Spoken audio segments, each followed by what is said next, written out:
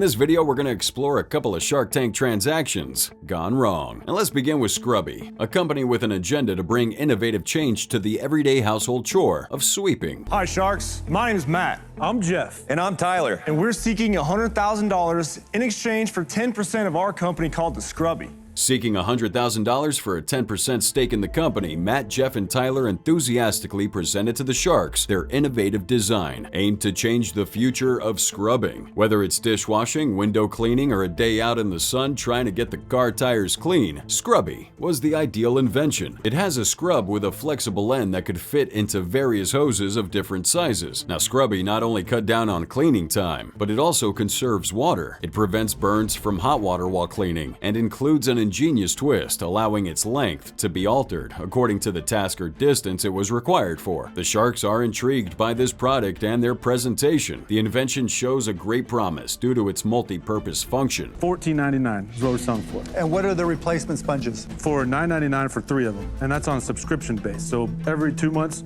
you get 3 sponges. First time I've ever seen it. It's ugly. They were shocked to learn that Scrubbie's sponge replacement packs were on a monthly subscription basis. One pack containing 3 sponges is sold for about $15, while replacements came bi-monthly for an extra $10. On hearing this, Mark Cuban pointed out a similar brand called Scrub Daddy, which resembled Scrubbie and had also been on the show a few years back. On the other hand, Kevin O'Leary pointed out how visually unappealing the sponges were, as they had a more industrial look in contrast to their domestic use. The 3 countered that their model focused more on versatility and efficiency than glamour. Now, visual appeal aside, the Sharks cut right into the apparatus's profitability. At this point, the 3 began to waver in their presentation, unable to provide specific numbers on their sales and the worth of their company. Mark Cuban was the first to get agitated by their back-and-forth propaganda in their presentation. Guys, Is there a tell us number? about sales. So total, we've sold 868 scrubs. How many dollars is that? That is right around $13,000. Jeff began by taking the Sharks back to 2019 when they launched the product at a local trade store. There they sold a couple hundred Scrubbies, which was very low, $13,000. At the sound of this, Robert Herjavec clearly expresses his disappointment. The Scrubbie company owners went further in their pitch to explain why their sales have been so low since production. Much of this is around the need for help marketing their product correctly, and at this point, all the Sharks began to lose interest in this product, especially Kevin, who kept asking the trio for numbers. Instead, they consistently created unnecessary diversions. To answer Kevin's question. Yeah, no. Tell us your forecast for this year. This sells this year. We are predicted from other companies that want to do business with us that we are going to do around $320,000 this year. Yeah, so they're just guessing. There's no real there, right? That's the problem. That's why you're here. Noticing that Kevin was starting to get frustrated, Robert stepped in, taking it upon himself to further simplify the questions for the Scrubbie presenters. Now, the simple question posed for the team was to elaborate further on their forecast for the year. And even to this, they needed help to provide a direct answer. Could they have been more unprepared for this? Maybe the most important pitch of their business career and possibly their lives? Daniel Lubetsky cuts in here and demands to know if the scrubs have been sold to stores or outlets. But the answer is a flat 0. All the Sharks are agitated at the trio's absolute lack of progress. Dozens of people wait for the opportunity to present their products to the Sharks, and only a select few are chosen every episode. So seeing such an opportunity wasted infuriates them. Does it not bother you that you design something that looks, from a logo name perspective, almost exactly like another product Lori invested in that will remain nameless? It doesn't bother the you? name kind of sounds the same, but that's not the same. Company had no game plan coming onto the show, and although they did have an effect in the beginning, Lori pointed out how similar their brand name and logo design were to another product she had previously promoted called Scrub Daddy. Mark Cuban was so mad at how unprepared the team was, and with that came the end of the team's time on the stand. And you've been doing this for 2 years. You don't have that desperation of hunger, but you wake up and you gotta sell, man.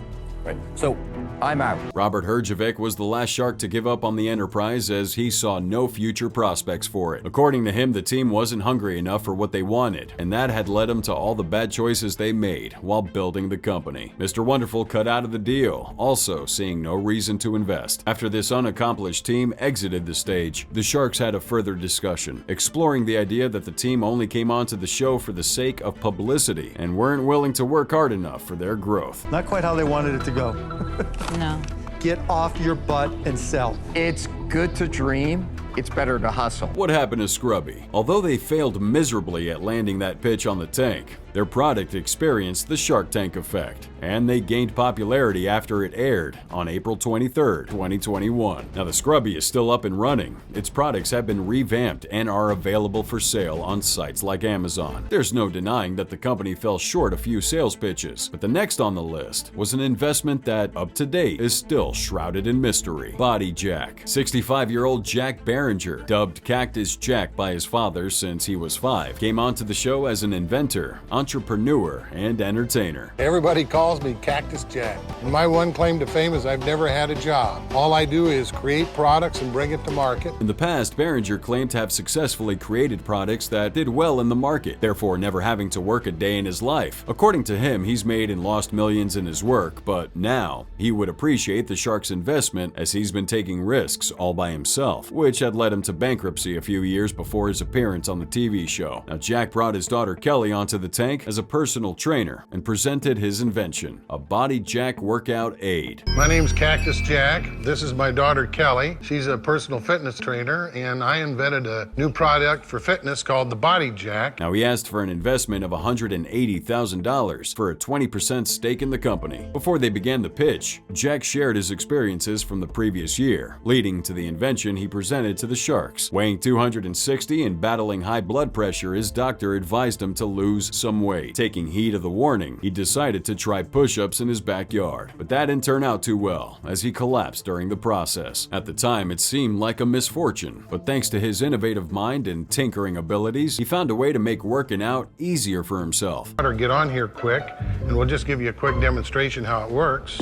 What it has here is a series of these bands, and there's different weights on those things. And so just by simply changing the band system on this thing, you can get either 100 pounds, 125, 150. Kelly did a few rounds while her father explained the mechanics behind the design. The push-up device worked by making the exercise harder depending on a set of bands that coupled the machine together. Therefore, it could be suited to different people's strengths and weight. Now, the machine's central point was to help people who were too old or weak to carry out the actual exercise. Immediately, the Sharks are worried that Jack might not be the perfect salesman for his machine because he is overweight and has never tried out his invention firsthand. Immediately, Kevin O'Leary voiced his disappointment with the device, highlighting the saturated fitness market and its history of failed promises. What does it cost, or what would you intend to sell it for? It'll come out anywhere from $89 to $129. I invented the world's first tablet all-purpose cleaner, called it Cactus Jac's One Shot.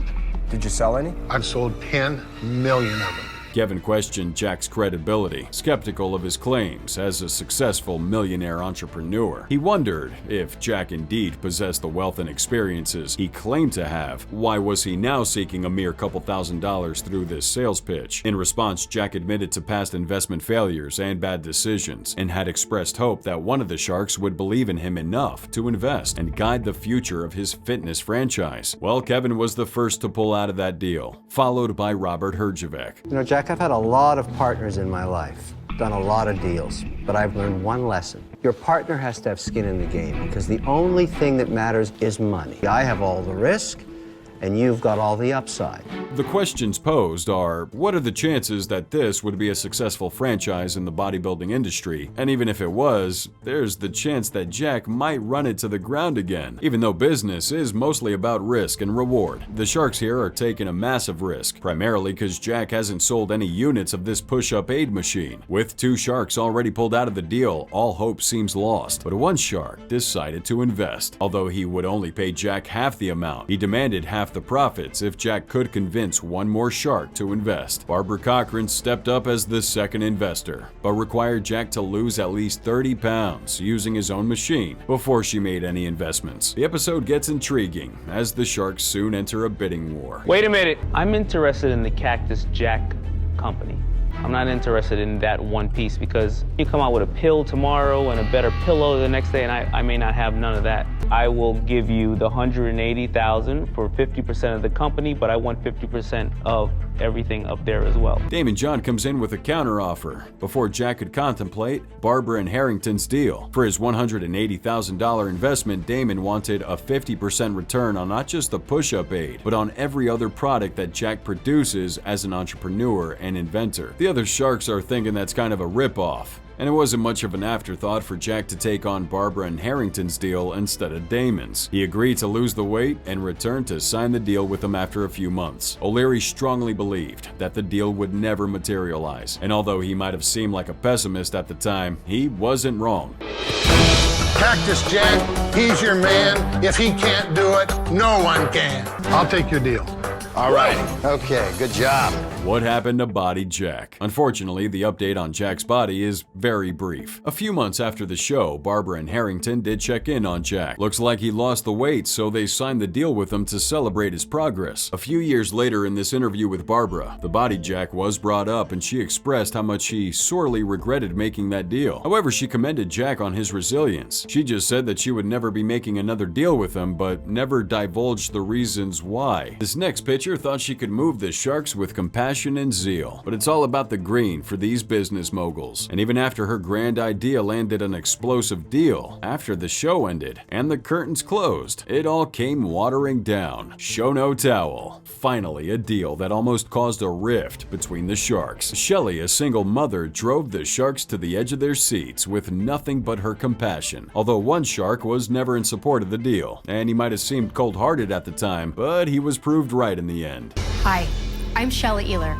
This is my son Max, and this is my son Clark, and we're here to present to you our Showno Towel.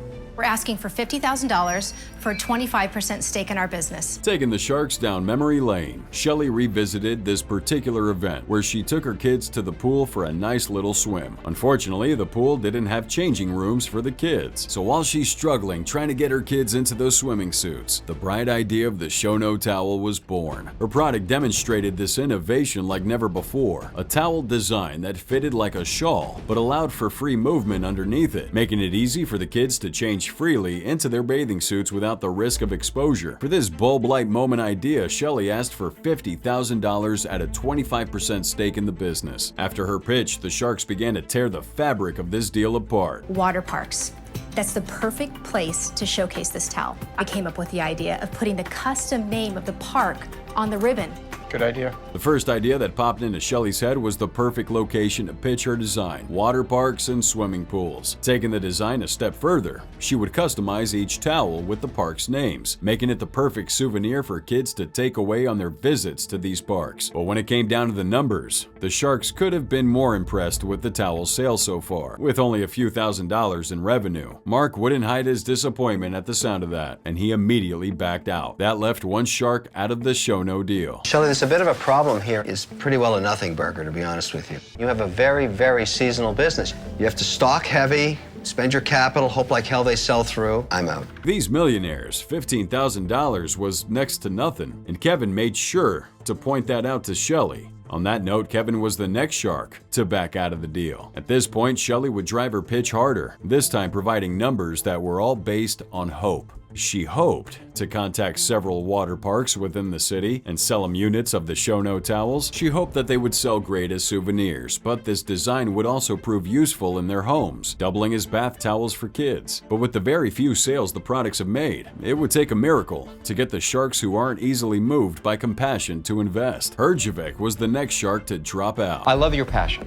but I've got to be honest with you. I'm not as excited about the product as I am about you. Now, he admired Shelly's compassion for her business model, but it lacked the numbers to back it up, and her sales idea seemed to be based solely on hope. On the other hand, Cuban decided to probe Shelly a bit further, asking her if she would ditch her family for a one-time opportunity to pitch her business idea to an audience that was guaranteed to make a hit. At the sound of this, Shelly expressed her love for her family and how reciprocal it was. In her own words, her husband would push her onto a plane if it meant that she could achieve all her dreams. As touching as her response was, it didn't change his decision to get back on the deal. On the other hand, Daymond made an offer. I'll offer you $50,000 for 50%.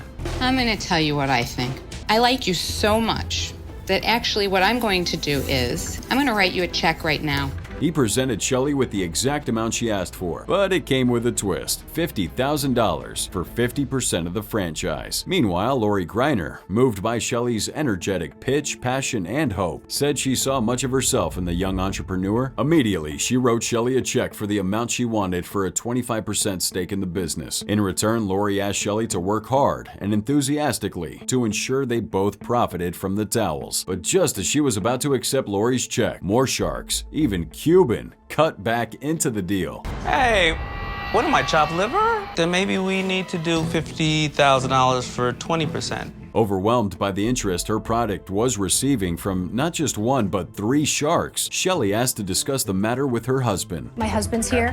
If it's okay, I really need to discuss this with him. Sure, absolutely. I just want to say something here. I'm stunned. You're letting a woman with an impassionate plea, with a slit in a towel, suck you in. Meanwhile, Mr. Wonderful, usually the group's good Samaritan, couldn't have been less impressed, as he believed that the business model had no prospects. He didn't fail to express his disappointment at the sharks, and even pointed out that the no-show towels were just like any other towel with a slit in it. After a few minutes, Shelley turned to the stage and signed a deal with Lori Greiner. It was a beautiful girl power moment on the show, but what happened next after Shark Tank? She has what it takes to drive this business, and I feel joined with her, we can take this everywhere. I already have 5 ideas of how to make this even better than what it is. What happened to Showno Towel? So despite securing a deal with Greiner, who not only managed to strike a deal to distribute the towels across water parks in numerous states, but eventually signed a contract with Disney, the venture ultimately faltered. The towels failed to gain traction, resulting in Disney never reordering. Although the public was never told why this design flopped, this goes to show you the unpredictable nature of consumer preferences and the importance of continuous innovation and adaptation in business endeavors.